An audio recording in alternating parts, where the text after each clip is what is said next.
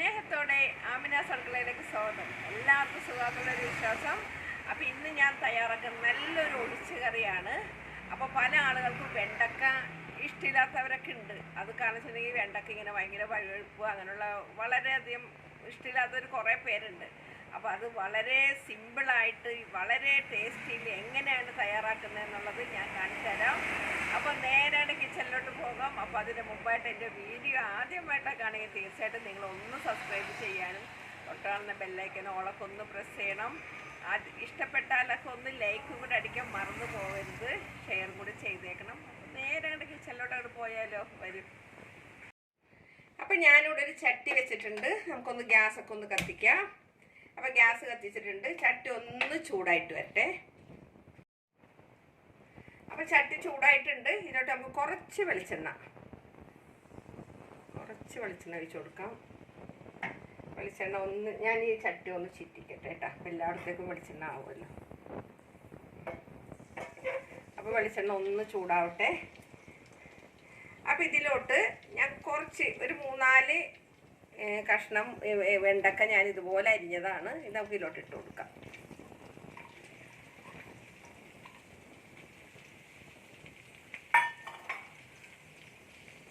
ഒന്ന് ഇതിൻ്റെ വഴുവഴുപ്പ് മാറാൻ വേണ്ടിയിട്ടാണ്. ഇതൊന്ന് ആദ്യം ഒന്ന് നല്ലപോലെ ഒന്ന് വഴറ്റി എടുക്കണം. ഇതൊന്ന് ഇതിൻ്റെ വഴുവഴുപ്പ് മാറണം.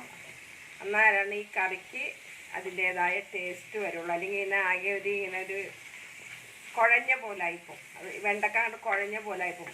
വെണ്ടക്ക ഇങ്ങനെ മാറി മാറി നിൽക്കണം. അപ്പം ഇതൊന്ന് നല്ലപോലെ ഒന്ന് വാടി വരട്ടെ. ഇത് അത്യാവശ്യം നല്ലപോലെ ഒന്ന് ഇതിൻ്റെ വഴുവഴുപ്പൊക്കെ മാറിയിട്ടുണ്ട്. ഇത് കിടന്ന് നല്ലപോലെ ഒന്ന് വാടി വന്നിട്ടുണ്ട്. ഇത് നമുക്ക് ഇതിൽ നിന്ന് എടുക്കാം. ഞാൻ ഈ ബൗളിലോട്ട് അത് മാറ്റട്ടെ.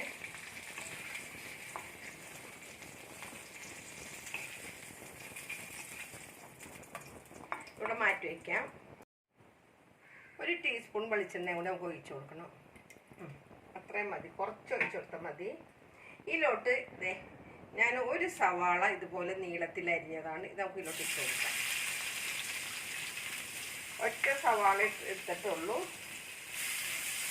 അത് ഒത്തിരി വലുതല്ല, ഇത്തിരി വലുതായാലും കുഴപ്പമൊന്നുമില്ല. അപ്പോൾ ഈ സവാള ഇതിൽ കിടന്നൊന്ന് അത്യാവശ്യം വാടി വരണം. അതേപോലെ തന്നെ ഇതിലോട്ട് ഞാനൊരു 2 വലിയ പച്ചമുളക് ഇതുപോലെ നീളത്തിൽ കീറിയതാണ്. അത് ഞാൻ ഇതിലോട്ട് ഇട്ട് കൊടുക്കുന്നുണ്ട്.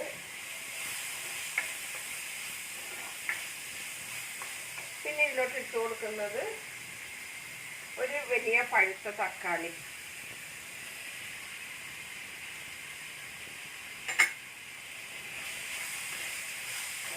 ഇതെല്ലാം നല്ല പോലെ ഒന്ന് വാടി വരട്ടെ.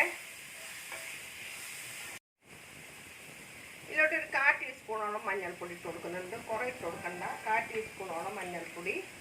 അതുപോലെ തന്നെ ഒരു ചെറിയ തണ്ട് കറിവേപ്പില കൂടി ഇട്ടിട്ട് ഇതും ഒന്ന് നല്ലപോലെ ഒന്ന് വഴറ്റിയിട്ട് മഞ്ഞളിൻ്റെ കുത്തലൊന്ന് മാറുന്ന വരെ നമുക്ക് ഇതിൽ കിടന്നിട്ട് ഒന്ന് വാട്ടിയെടുക്കാം. ഇതിലേക്ക് നമുക്കൊരു ഇത്തിരി ഉപ്പൊടി ഇട്ട് കൊടുക്കാം. ഇനിയിപ്പോൾ വേണമെങ്കിൽ നമ്മൾക്ക് ഇതായി കഴിഞ്ഞിട്ട് നമുക്ക് ഇതിൻ്റെ അരപ്പൊക്കെ ചേർത്ത് കഴിയുമ്പോൾ ഉപ്പ് പോരെങ്കിൽ നമുക്ക് ഇട്ട് കൊടുക്കാം. ഇതിലോട്ട് നമുക്ക് കുറച്ച് വെള്ളം, ഒത്തിരി വെള്ളം വേണ്ട, കുറച്ച് വെള്ളം ഇതിലോട്ട് ഒഴിച്ചു കൊടുക്കാം. കുറച്ച് വെള്ളം ഞാൻ ഒഴിക്കുന്നുള്ളൂ, ഓവറായിട്ട് വെള്ളം ഒഴിക്കുന്നില്ല. ഇതിൽ കിടന്നിട്ട് 1-2 തിള വരട്ടെ. നമുക്കിതൊന്ന് അടച്ച് വെക്കാം. ആ നേരം കൊണ്ട് നമുക്ക് ഇതിൻ്റെ അരപ്പൊന്ന് തയ്യാറാക്കാം.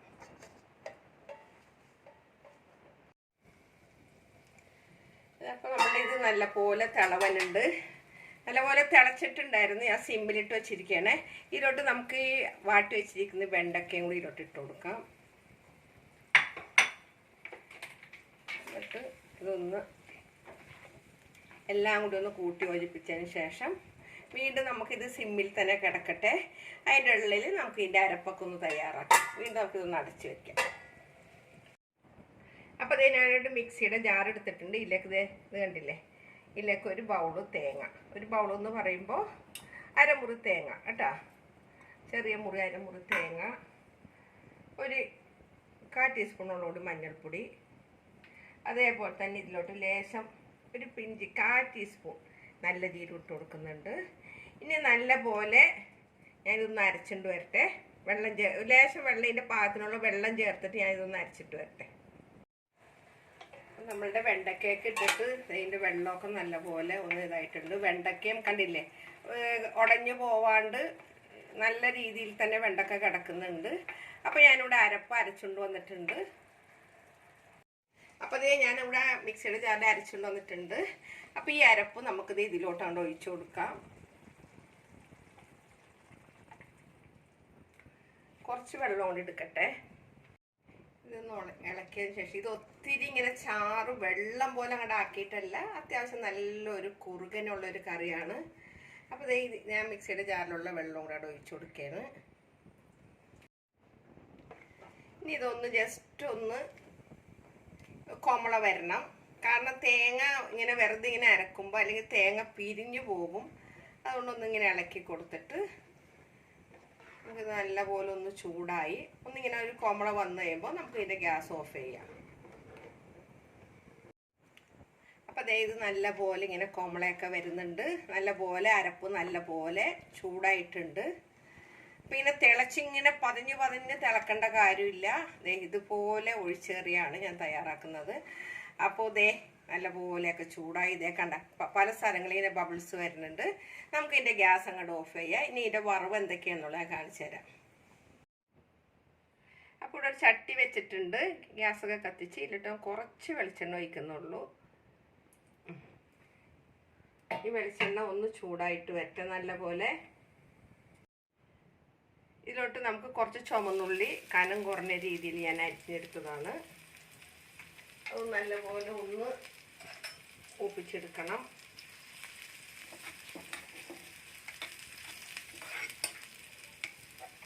തീ ഒന്ന് ജസ്റ്റ് ഒന്ന് കൂട്ടി വെക്കുന്നുണ്ട് കേട്ടോ. ഇത് നല്ലപോലെ ഒന്ന് പൊരിഞ്ഞ് വരുമ്പോഴേക്കും ഇതിലോട്ട് കുറച്ച് കറിവേപ്പില ഇട്ട് കൊടുക്കുന്നുണ്ട്.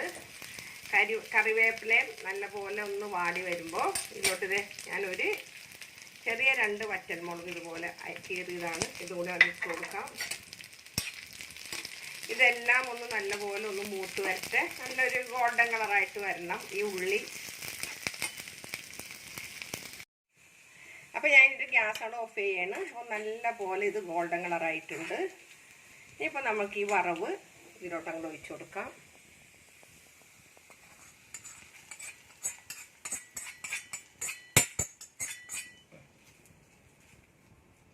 ഇത് വേഗം ഒന്ന് അടച്ചു വെക്കട്ടെ.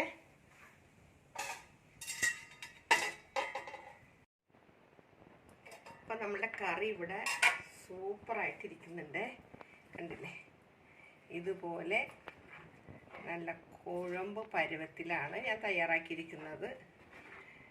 കണ്ടില്ലേ, അപ്പോൾ വെണ്ടക്ക പല ആളുകൾക്കും ഈ വഴുവഴുപ്പൊന്നും പറഞ്ഞിട്ട് ഇഷ്ടപ്പെടാത്ത ഒത്തിരി പേരുണ്ട്.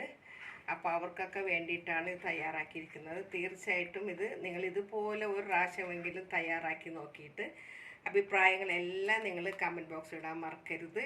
ഉണ്ടാക്കി നോക്കി കഴിഞ്ഞിട്ട് പറയണം, നല്ലതാണെങ്കിലും ചീത്തയെങ്കിലും ഒക്കെ പറയണം കേട്ടോ. അപ്പോൾ എന്നും പറയുന്ന പോലെ തന്നെ എൻ്റെ വീഡിയോ ആദ്യമായിട്ടാണ് കാണുമെങ്കിൽ തീർച്ചയായിട്ടും നിങ്ങളൊന്ന് സബ്സ്ക്രൈബ് ചെയ്യാനും തൊട്ടന്ന് ബെല്ലൈക്കനോളൊക്കെ ഒന്ന് പ്രസ് ചെയ്യണം.